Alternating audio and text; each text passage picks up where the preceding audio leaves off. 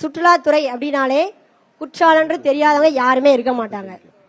குற்றாலம் அந்த அதுல குளிக்கிறதுக்கு இங்க இந்தியாவில இருந்து மற்ற மாநிலங்கள், இந்தியாவில இருந்தும் எல்லா மாநிலங்களும் இங்க எல்லாருமே வராங்க. அப்ப இந்த மாவட்டம் எப்படி இருக்கு, இதை இன்னும் எவ்வளவு முன்னேற்றலாம், சுற்றுலாத்துறை அளவுல இன்னும் அதிக அளவுல நிறைய மாற்றங்கள் கொண்டு வந்து முன்னேற்றலாம்.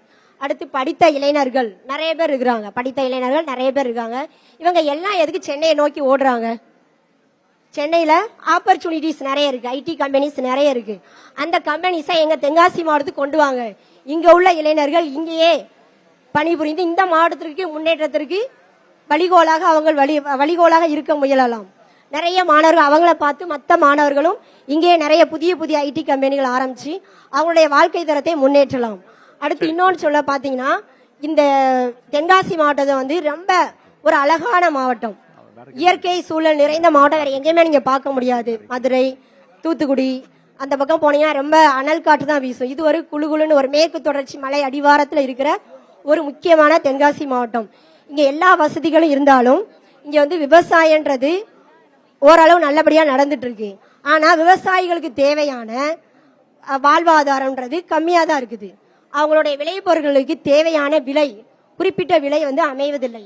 இப்போ தேர்தல் காலத்துல நான் என்ன சொல்ல விரும்புறேன்னா, பணக்காரங்களா இருக்காங்க, பணக்காரங்களா ஆயிட்டே போயிட்டு இருக்காங்க, படிச்சவங்க அதுக்கு தேவையான வேலை வாய்ப்பை தேடி போயிட்டு இருக்காங்க. விவசாயிகள் வந்து இன்னும் கீழே கீழே போயிட்டு இருக்கிறாங்க.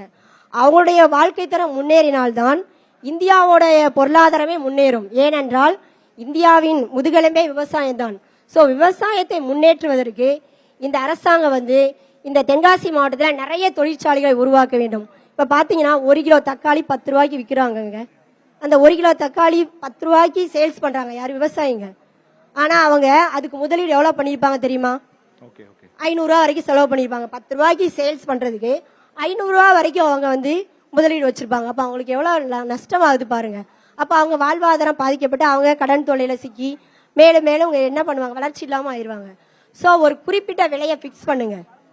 ஒவ்வொரு விளை பொருள்களுக்கும் குறிப்பிட்ட விலையை பிக்ஸ் பண்ணி அதை அரசாங்கமே எடுத்துட்டு மற்றவங்களுக்கு அவங்க அந்த அரசாங்கமே கவர்மெண்டே எடுத்துட்டு மற்றவங்களுக்கு சேல்ஸ் பண்ணும் போது விவசாயிகளுடைய தரம் முன்னேறும்.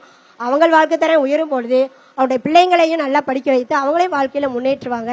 எல்லாம் இந்த தென்காசி மாவட்டமே உயர்ந்த நிலைக்கு வரும். 3 முக்கிய விஷயத்த அவங்க மென்ஷன் பண்ணிருக்காங்கன்னா, ஒன்னு இங்க தென்காசி குற்றாலத்தில் இருக்கக்கூடிய சுற்றுலாத்துறையை மேம்படுத்தணும். இன்னொன்னு இளைஞர்களுக்கான வேலை வாய்ப்பை எங்க ஊர்லயே ஐடி நிறுவனங்களை கொண்டு வாங்க. 3வது விவசாயிகளுக்கான நலனை மேம்படுத்தணும், பொருட்களுக்கான விலையை நிர்ணயிச்சு கொடுங்க அப்படின்றது அவங்களோட கோரிக்கையா இருக்கு. மேமுக்கு ஒரு பெரிய கிளாப் பண்ணிடலாம்.